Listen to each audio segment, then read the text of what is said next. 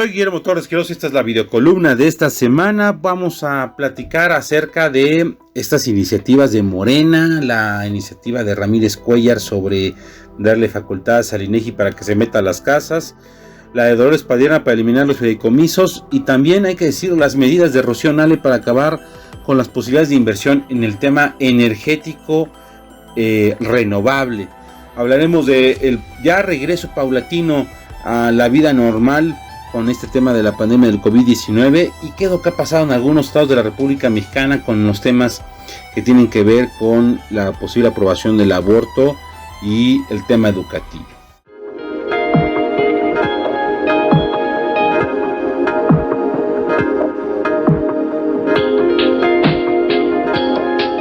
Bueno, pues hablemos primero del caso de estas iniciativas que pues ya incluso han sido desmentidas, o no más desmentidas, sino menospreciadas por algunos otros integrantes de la Cuarta T. Me refiero al caso de esta propuesta de Alfonso Ramírez Cuéllar, dirigente nacional de Morena, para que se diera una reforma al INEGI y el INEGI pudiera entrar a las viviendas y contabilizar de forma directa los bienes de las personas. También notificarle al SAT para que la gente pagara lo que realmente debería de hacer en el tema de impuestos en relación a sus bienes. Esta propuesta de Ramírez Cuéllar suena descabellada y suena incluso anticíclica, pero tiene un sentido muy lógico, y es que Morena no deja de tener dentro de su conformación ideas muy diversas de lo que debería de hacerse en el ejercicio público. Y en el caso de Ramírez Cuéllar, pues recordemos el origen de este personaje, quien fuera el fundador y líder del Barzón, este movimiento que surge a partir de la crisis económica del 94-95 para sumar principalmente a campesinos afectados por la situación económica. Sumó también a otros actores como la gente que los famosos deudores de la banca de bajo perfil o los que debían los integrantes de la cartera vencida.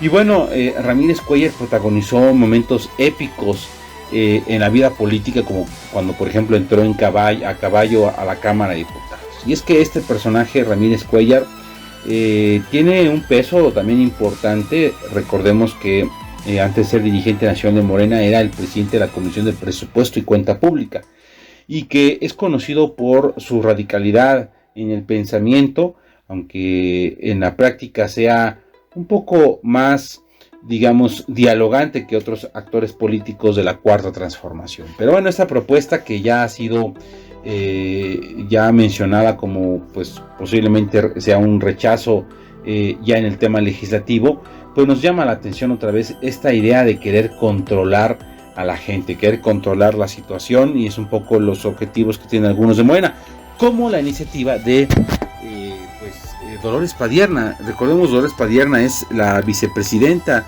de la Cámara de Diputados, ha sido senadora, ha sido diputada local, diputada federal, jefa delegacional, y bueno, Dolores Padierna propone, encabezando Morena, eliminar 44 fideicomisos.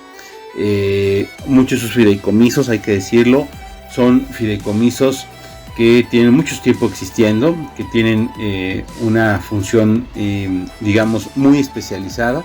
Y bueno, con el argumento de que el COVID-19 está afectando la economía, pues hay que, y en lugar de endeudarnos, pues hay que eliminar esos fideicomisos. ¿A quién se le quiere pegar con ese tema? Bueno, desde las personas que defienden a los periodistas y los derechos humanos, que están en fideicomisos, los que se encargan de la seguridad de las vías del ferrocarril, o los que producen cine o promueven el deporte, como también modificar el FONDEN, el Fondo Nacional de Desastres. Esto sí es grave, porque tocar las fibras económicas de un fondo que ha ayudado históricamente a este país ante las emergencias naturales es un tema muy muy peligroso. Recordemos cómo a través de los últimos años, por los fenómenos climáticos, por los fenómenos naturales, llámese terremotos, llámese huracanes, tornados, tsunamis, lo que ustedes quieran ponerle, todos estos desastres naturales han acabado con poblaciones enteras y han han hecho estragos económicos en las distintas regiones, y precisamente la aparición de este fondo termina ayudando a que la reconstrucción no sea tan tardada. Bueno, pues parece que se quiere tocar mano también a eso, como mano también a los fideicomisos que tienen que ver con temas energéticos. Y bueno, pues aquí sí no ha habido un desmentido por parte de Morena. Parece que sí van con todo para eliminar estos fideicomisos. El argumento es que haya más recursos, y la gran pregunta es ¿por qué no se recortan programas clientelares con fines electorales para el proceso del 2021?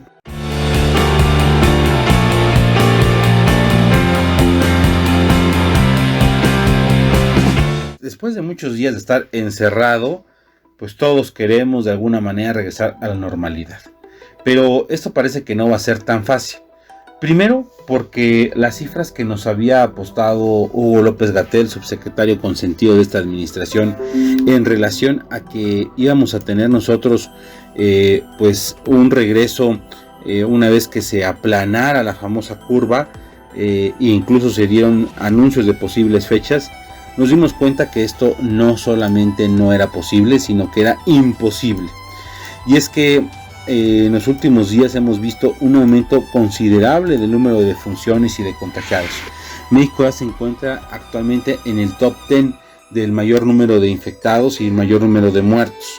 Hemos visto que en días casi 500 personas han muerto, y bueno, pues esto parece no ceder, y pues hay una dinámica de querer regresar ya a la vida cotidiana. En algunos estados de la República Mexicana los gobernadores han sido muy claros en que el regreso se dará de forma paulatina y tomando en cuenta algunas prioridades económicas y al mismo tiempo prioridades de salud. En el caso de la Ciudad de México, eso es muy importante apuntar. Aquí es el epicentro del tema del COVID. En la Ciudad de México y la área metropolitana es donde se encuentra el mayor número de casos, donde se ha dado el mayor número de funciones, hay que decirlo, donde prácticamente se concentra mucha de la problemática, y se concentra también el poder económico, político, social, cultural de este país. Y bueno, pues hay un semáforo en el que se nos menciona que entre más rojo está, es que es más difícil regresar a la normalidad. Después se nos da un color naranja en el que poco a poco empiezan a darse ciertos cambios. Después el amarillo en el que ya hay mayor apertura de muchas de las dinámicas, y al fin de cuentas viene el color verde, que ya todo podría regresar a la normalidad. Y bueno, pues estamos ahorita a la expectativa de qué está pasando, pero en el caso de la Ciudad de México, la metropolitana, el tema va a ir para mucho más tiempo. ¿Y por qué? Porque al ser aquí donde se concentra el mayor número de casos, se ve difícil el regreso de alumnos a las aulas, de que en muchos lugares, muchas oficinas, en muchos centros de trabajo, se regrese a esta propia dinámica, porque pues, las concentraciones de gente son de forma masiva. Pero ya algunas empresas han empezado a reactivarse, incluso fuera de lo que el propio gobierno, la propia autoridad ha sugerido. Y como ese gobierno quiere conflictuarse con ningún tipo de actor, pues ha decidido pues solamente hacer extrañamientos. Hemos visto casos emblemáticos en esta crisis, como el de Ricardo Salinas Pliego y Grupo Salinas, donde obliga a los trabajadores de ese Grupo Salinas a seguir con su vida normal laboral, cuando pues la Ciudad de México prácticamente está cerrada. Pero bueno, pues vamos a ver cómo se termina dando este desenvolvimiento de este programa para que se regrese todo a la normalidad, todas estas fases de lo que se podría ir regresando. Lo que es un hecho es que no vamos a volver a ser iguales en este país. Esta dinámica del COVID-19 nos obliga a tomar medidas más claras en el tema de salud, y es una preocupación importante. Preocupación importante, por cierto, también la que se va a dar en el tema económico, del que nadie pone duda.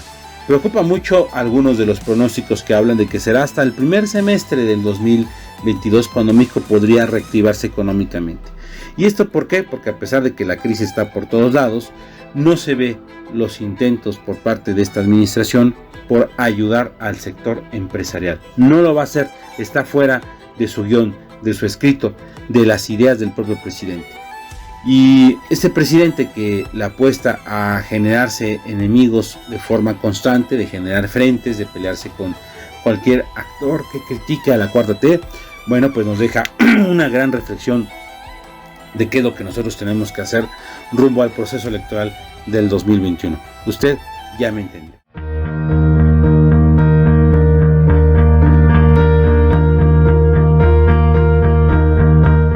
Y bueno, por último hablemos de lo que ha pasado en algunos estados en relación a estos temas que tienen que ver con el inicio de la vida o cuándo debe de acabarse la vida. En otras palabras, los temas que tienen que ver con vida, familia, libertades. El tema del aborto que siempre está constante, que siempre está ahí de forma permanente en las discusiones y que genera mucha polémica. Y bueno, es que en estos tiempos del COVID-19, los temas polémicos, los temas que no unen a la sociedad, pues parece que son los que se quieren poner como camisa de fuerza. Y bueno, vimos en esa semana casos muy interesantes. Por un lado, San Luis Potosí, donde una mayoría aplastante, 20 diputados de 27 que integran ese Congreso, decidieron decir no a la despenalización del aborto. Caso parecido en Guanajuato, donde ha iniciado una discusión en la materia, donde se ha dado el micrófono a distintos actores de la sociedad civil, y todo parece indicar que no habrá mayor cambio, seguirá defendiéndose la vida desde la concepción, como lo dice la Constitución de ese estado de Guanajuato. Por otro lado, en Nuevo León también se han hecho reformas a el tema educativo. Se pide que en los contenidos se reconozca algo que viene ya en su constitución local, que es el reconocimiento a la vida humana desde la concepción. Y bueno, estos temas llaman la atención cómo en esos congresos se ha estado defendiendo el tema de la agenda de la vida. Por otro lado, vemos que los grupos feministas principalmente pues siguen haciendo sus esfuerzos por avanzar en la agenda. Hemos visto el caso, por ejemplo, de Quintana Roo, donde prácticamente hay una sesión nocturna, como ahora son de tipo virtual. Bueno, pues metió una iniciativa para el tema de la despenalización del aborto. Y también hemos visto que en el Estado de la República Mexicana están estas iniciativas para hacer leyes de amnistía a nivel local. Una vez que nos dimos cuenta que la idea de una ley de amnistía federal que ya se aprobó en los hechos fracasó porque no se liberó al número de gente que se esperaba por parte de esta administración, bueno, pues nos damos cuenta que los estados quieren ahora legislar, porque muchos delitos que tienen que ver con el fuero común, bueno, se aplican con las leyes locales, con los códigos locales, y entonces por eso se quieren hacer leyes de amnistía a nivel local. Esto la verdad es que nos pone muchísimo a pensar que los datos de la seguridad en este país, por ejemplo, homicidios dolosos que siguen en aumento, o algunos otros delitos que si bien han bajado un poco por la dinámica que estamos viviendo, en el caso principalmente de los asaltos, pues no está exento de que el hacer esta ley de amnistía pues se convierta en un atractivo para muchos delincuentes. La verdad es que esto es un tema, como les digo, polémico, fuerte. Habrá que revisar a detalle qué es lo que está haciéndose estado por estado con esta propuesta de ley de amnistía. En la propuesta federal, por ejemplo, una persona que roba menos de 50,000 pesos podría quedar libre.